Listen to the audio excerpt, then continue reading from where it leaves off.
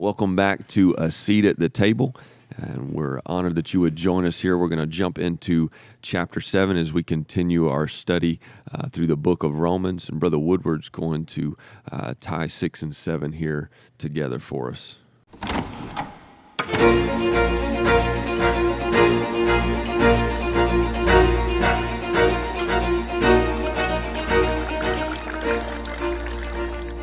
So it's pretty straightforward. In chapter 6, Paul says we have to choose between two masters. We don't get to not have a master. You have to pick either sin or righteousness. In chapter 7, he switches the metaphor. In chapter 7, we have to choose between husbands. So in 6, you can be a slave to sin, a slave to unrighteousness, or you can be a slave to Christ, his righteousness. You cannot be free from having a master. You have to pick. So to carry the metaphor forward, in chapter 7, you can be married to the law. You can be self-righteous and try to do your own thing. Or you can be married to Christ, his righteousness. But in his sense of the metaphor, you can't remain unmarried. And that's where he jumps in and he starts talking about, as long as her husband liveth. And that's where we end up in Romans 7. That's how we start out. It's good. I think we hit on this at the last lesson from 5 and 6, where we see the echoes of Exodus. Mm-hmm. It's chapter 5. We're leaving one master, sin. We're leaving the law that reveals our sin, and then chapter 6 is baptism. It's the Red Sea.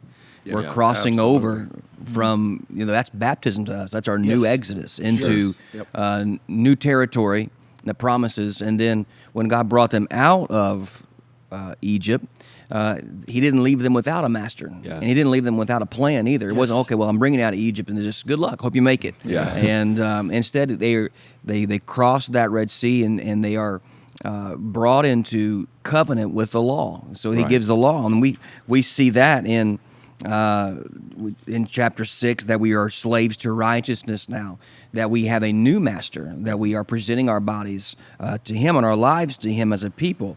And so chapter 7 is really this picture of what we are to do. If God is going to do this, just like he did in the tabernacle and in the camp, he said, if I want to dwell among you, got to be a clean people. You got to be. It's got to be a difference here, because I'm not going to just dwell with anybody. I brought you out, but me bringing you out means I'm bringing myself in.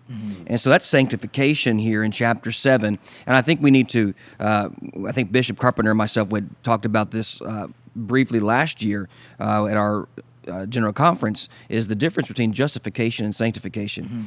Justification describes our freedom from the guilt and the consequences of sin, but sanctification describes our freedom from the corruption of sin. And so justification is what Christ has already done for us. Sanctification is what he's doing in us. And so we see this wrestling taking place in Paul, that even though, yes, I am justified, you're justified, we are justified by his grace, he doesn't leave us without hope, that we're not left with the consequences and the pollution of sin. But there's this wrestling match that he gets into. There's the wrestling between the things that I want to do, I don't do. The things that I don't want to do, I end up doing. And so sanctification is important. What he's really pointing to here is that the Spirit is working in us, his grace is working in us to allow him to be the God who comes into our lives and dwell with us. So we can't remain as we were, but we become more like him. And there's this wrestling match that will take place with believers, and we need to be very clear with that as we disciple people and we evangelize people, that yes, you are free, you are forgiven, but the pollution of sin is there. So you're this constant wrestling match between, are you going to go back?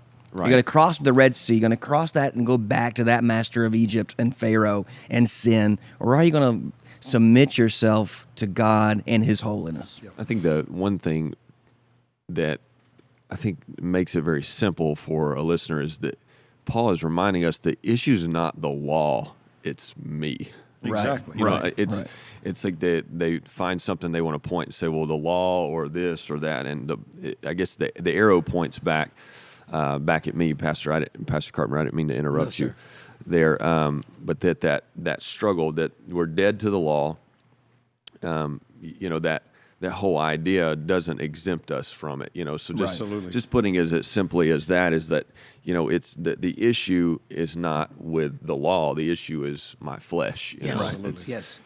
Well, when you look at what Pastor Whitley said in Exodus, basically you see that justification in the shedding of the blood of the lamb. Yes. So in Exodus, they're sinners. Right. Yeah. They come out of Egypt. They're sinners. You bring them through the book of Exodus, through the water, through the experience, and you come to the book of Leviticus, and now this is where sanctification comes in, because the key word in Leviticus is "be ye holy." Yeah. Right. Yeah. So there's that justification and that sanctification that keeps, you have to keep it balanced. I believe these sanctification and justification are what it balances. There's a perfect balance, because in the act of sanctification we should always be looking back at what the justification of the forgiveness of sin. And as we always look back, number one, we're reminded not to go back, Right. Yes. but we're reminded how far God has brought us. Absolutely. And so, but I would make just a statement about chapter 7. If you go back and try to get into the mindset of these Jews, for thousands, a few thousand years, they've been taught the law. Yes. I mean, it's just ingrained. Yeah. It's ingrained in them. And then all of a sudden, Jesus comes, the church is birthed, and the fulfillment of this law has come, and they're starting to understand that these were types and shadows, and they're pulling away from this. I see Paul, although he's telling them, he's pulling them away, pointing them more to Jesus Christ, Right. The relationship with him. But I love how he keeps it balanced. He says in verse 7 of chapter 7, he said, "What shall we say then? Is the law sin? Is it sin?" And then he says, "God forbid. Nay, I had not known sin but by the law." So he's bringing them into grace and the understanding of the strength and the atonement and the mercy of God. All the while, he keeps coming back and said, "Wait a minute. Our forefathers were not wasting their time. We would not have known sin had it not been for the law." So, I think one of the reasons Paul begins this chapter with the whole marriage image is exactly that our motivation is different now. We're married to Christ. We're his bride. Right. So all of us around this table, we're all married, so we know what that means. To be a Christian is to fall in love with Jesus and enter into a legal covenant with him. Right. It's as personal as marriage. When you get married, no part of your life is unaffected. So Paul's point here, Bishop, that you mentioned is that we're dead to the law, but that doesn't mean we just live any old way. Right. Because we're in love with Jesus Right. and we want to please him. So the marriage metaphor that he begins this chapter with is a better metaphor probably than slavery, although Right. it's a little humorous. There are similarities. And some people see today in our culture, see marriage as bondage. And Sure. I'm not going to do that commitment, because when you get married, you lose a significant amount of your independence and maybe even your freedom. A single person can make any decision they want. A married person, you have to check. There's duty, there's obligation, but on the other hand, you've got this experience of love, so it makes it all a joy. So that's the deal. Our loss of freedom, so to speak, it's not a burden. It's joy. Our motivation is different. Law keeping, we don't just ignore the law of God, but we're not married to the law. We're not keeping the law. This is what Paul's trying to say. We're not trying to prove ourselves righteous or earn our own righteousness. What we're doing is we're married to Christ, so our motivation is because it pleases him. Yeah. That's why we keep it, because it honors him. Our obedience hasn't changed at all. Right. Our motivation has changed. We're living to please the one that we're married to. Yes. That's Good. That's where he starts. And then he gets really honest and practical and leads us where we're headed here into that struggle, because it's not always easy. That's correct. But the motivation is love, Yes. not law. To please the one you're married to is the neat idea. But I do think it's very interesting that even within that analogy, and again, I don't want to jump off script here, but the law is not the one that dies Yeah. there. That's exactly right. Because you still don't get to leave the law. Right. So in his analogy there, it's he's letting us know that the law cannot die. The law doesn't go away. Right. So that's a pretty interesting analogy that he shifts there and then takes us on into the rest of chapter 7 there. That's very intriguing. One statement that I read is, the flaw is not in the law. Right. The flaw is in me. Right. That's the deal. Wow. And that's what we're wrestling with. He here in says this chapter. in verse 14, for we know that the law is spiritual, Yeah, exactly. but I am of the flesh. Carnal. Yeah. So I'm carnal. I don't have it. It's no good in me. Yeah. And that was the issue. It wasn't that the law was wrong. It's that the law revealed my weakness. Yeah. He said it right there. He said, I would not have known what covetousness was had it not been for the law. Yeah. And so now it reveals how Right. wounded and broken that sin has made me. Again, he's hitting that, what we mentioned it already, that 10th commandment that he could not see. Yeah. So all of a sudden, that Spirit is going to help me with those things I can't see. And again, it goes back to that whole Exodus thing. Can you submit to? And so Paul's even dealing with the one thing. He's like, I've checked all these boxes, but then all of a sudden, this 10th commandment that I couldn't see, I realized that there's a lot of things in me. And this is during, if you look at the history, I think it's during a time. It may be a feast time. I'm pulling straight from memory here, but it was obviously revealing that he was looking across and coveting things that people had, and I think that's a neat note. And again, I didn't mean to interrupt you there, Brother Woodward. But the law is spiritual. I am of the flesh, and he goes through this. I like to call it a tongue twister here, but the things I want to do, I don't do. Yeah. But he says in verse 21, so I find it to be a law that when I want to do right, evil is always at hand. Yes. It's always at hand. And it's not the devil, it's me. Right. Because this is what he said, I delight in the law of God in my inner being, but I see in my members another law waging war against the law of my mind and trying to make me a captive to the law of sin that dwells in my members. He says, so wretched man that I am, who's going to deliver me from this body of death? Wow. Because it's me. It's not. I don't need deliverance from the. It's the devil. It's the devil. It's the devil. He gets a lot of blame for my decisions. That devil doctrine. And he gets. Well, I feel bad for him sometimes. We put all the blame on him. But I don't mean to be, facetious. But it is me that is the problem. It's not the law. Right. It's me. It's sin that's in me. And even though we are justified, we are positionally holy. Right. When he justifies us, we are positionally holy. Ye were washed. Yeah. Right. Ye were sanctified. But the fight continues. Right. The issue is, he goes back to 6, ties in, is that previously you didn't want to fight for holiness. When you were in the world, you didn't want to fight for holiness. Exactly. And so now you do. Yeah. And so he says, in my mind, we have to have a made up mind to love and delight in the law of God. The things that we didn't delight in, that I know I didn't when I was in the world, but now that I do, I live by a higher calling. That this is what I'm in covenant with the one who justified me, and he's working with me to sanctify me and to get to be conformed into his image. And that's where the change of masters, the change of affections, and the change of relationships. Pastor, I really enjoy the analogy of that husband and wife, because he presents that, and then the rest of the chapter is about struggle. Yeah. Yeah. And I believe it will all be transparent with one another to those that will be watching. When we enter into marriage, I remember reading a poem or reading something about marriage, that marriage is as two gentle brooks that flow together and make one harmonious stream.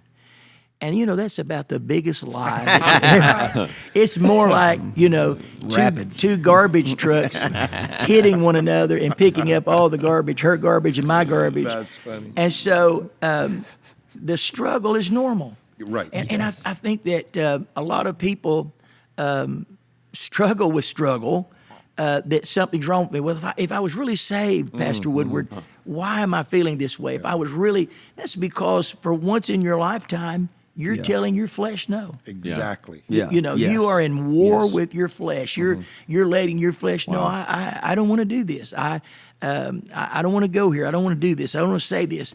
And so if we could say anything to our audience today, it's normal to Yes, struggle. absolutely. Yeah. It's normal to struggle. And you have those stages within marriage. You really think about it, like it's what happens to people when they come into church. Absolutely. So that engagement process. It's like that new person that comes into church. I mean, they get married, they go down in the water. You can't see them. They're hip to hip. It's like PDA explosion. Yeah. Everything I couldn't do at camp for the past 5 years. It's like holding hand. It's like they sit on the same side of the booth at the restaurant. Yeah. But then it's the 5-year, the 10-year. It's rekindling that thing. Right. And I think that struggle is the reality of the longevity of growing old together, growing closer and closer. So I think that's and it doesn't matter how old you are or how long you've been in the church. Yeah. Sister Carpenter has often said, every level is another devil. Yeah. Every season of life. I'm in a season of life. I'll be transparent with all of you here.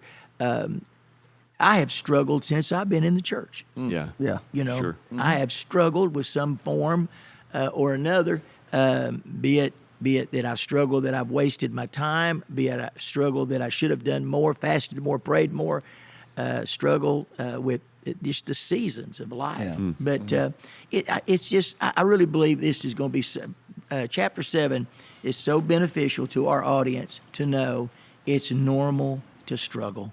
Yeah. It's normal. Well, it's even normal for the Apostle Paul, which Yeah. to me gives us great comfort. Yes. There's a little turn here, and Pastor Nate, you already mentioned it in verse 14. He says in verse 14, we know that the law is spiritual, but I am carnal, sold under sin. And then he really becomes open, and he starts to talk about this struggle. In my flesh dwells no good thing. And so if you look at the verbiage in the Greek, up till verse 13, the verbs are all in the past tense. But starting with verse 14, the verbs move into the present tense. And you can even tell that in the English. You don't have to know Greek to know this. In Romans up to verse 13, Paul keeps talking about sin killing him. Sin took occasion by the commandment, and it slew me, and all this stuff. So, but beginning in verse 14, he talks about his ongoing struggle with sin. And sin's not killing me anymore. I refuse to surrender to sin. I'm pushing back. I'm battling. And so that's where he gets into this part where he is so honest. I feel wretched sometimes. And the good that I don't do. And the evil that I don't want to do, I do that sometimes. And he becomes honest. So, for everybody that's listening, especially younger listeners or those that are new to the apostolic faith, the struggle is normal. Yeah. And if the greatest theologian of the New Testament struggled, Absolutely. hey, you're going to struggle. It's Yeah. just part of life. I think there's just a glimmer of hope too in verse number 25 that we shouldn't overlook. Thanks be to God through Jesus Christ our Lord. We win. Yep. That we're not going to be victims. We're going to be victors. Yes. Yeah. That if you're struggling, if you're fighting, you have hope. Yes. You have hope. There's hope that I didn't want to struggle. If you go back to chapter 6, I didn't want to struggle. Right. What fruit was there when I was a slave to sin? There was no fruit. Right. But now there's fruit to living in righteousness, Yes. and there's still the struggle there. Wow. But thanks be to God. Yes. And then I know we're not in chapter 8 yet, but look, obviously there was no break in the original. Right. Sure. There is therefore now no condemnation. Exactly. About turning the corner. Yeah. Yeah, that's hope for us and hope for you, those who are watching and listening. Yeah. It's Here's Paul's theological tongue twister, even in the King James Bible. He says, For I know that in me, that is in my flesh dwelleth no good thing. For to will is present with me, but how to perform that which is good I find not. For the good that I would, I do not, but the evil that I would not, that I do. Now if I do that I would not, it is no more I that doeth it, but sin that dwelleth in me. It's just this theological tongue twister. Yeah. But it's also the inner struggle that we all face. You feel like a spiritual schizophrenic some days. Yes. Because we love the law of God. Right. We desire to keep it. We agree that the law is good if we understand what Paul's saying here. Yeah. None of that was true, like you said, before we were saved. But salvation happens in our inward man. Yes. And so we've still got this flesh to contend with. He says in verse 22 and 23, I delight in the law of God. So that's law of God after the inward man. But I see another law in my members warring against the law of my mind. There's another law. And bringing me into captivity to the law of sin, which is in my members. Yeah. So there's two things there, or three things there. There's the law of God. So that's salvation that's in my spirit. Yes. Then there's the law of my mind. That's where the struggle is. Sinful temptations that come into my mind. Your mind is always the battleground. And then there's the law of sin, which is sinful tendencies in my body, in my flesh. So right there, you've got the flesh, the mind, and the spirit. Yeah. And the mind is the connective tissue, if you will. Wow. That's where the battle is. You're either going to follow the spirit, or you're going to follow the flesh, and that's the struggle for every person that's watching today. Yeah. What are you feeding? Exactly. Right. Exactly. What are you feeding your thoughts? Yep. You know, I think my pastor taught me this years ago. Every thought that comes through your mind is like a bird. Either you decide to allow it to make a nest, or you shoo it away. Yes. So not every thought is my thoughts. Exactly. And I don't have to linger upon them. And that's where we also have to guard our minds, what we're watching, what we're taking in. If not, it could arouse old passions in me. Right. It could arouse old things that I felt years ago. Yes. And I have to fight that, and I have to struggle against that. And that it becomes the mind. And it has, what are you feeding into your mind and your spirit? Because whatever you're feeding is going to win. It's going to get stronger, or it's going to get weaker if you're not feeding. True. Yeah. Paul helps us by being so transparent, and Bishop, you helped us by being so transparent, because so many people that would be watching this, they would think, Brother Carpenter struggles, but we all have struggles, and it's so important. You know, you feel the pull of chapter 8. You want to go there. Pastor Nate already did. He cheated. But you have to feel the struggle before you can rejoice in the no condemnation. There's this really neat historical thing, guys. Verse 24 and 25. O wretched man that I am, who shall deliver me from the body of this death? And then he goes to, I thank God through Jesus Christ. And then he says something so strange to many people. So then with the mind, I myself serve the law of God, but with the flesh, the law of sin. What in the world?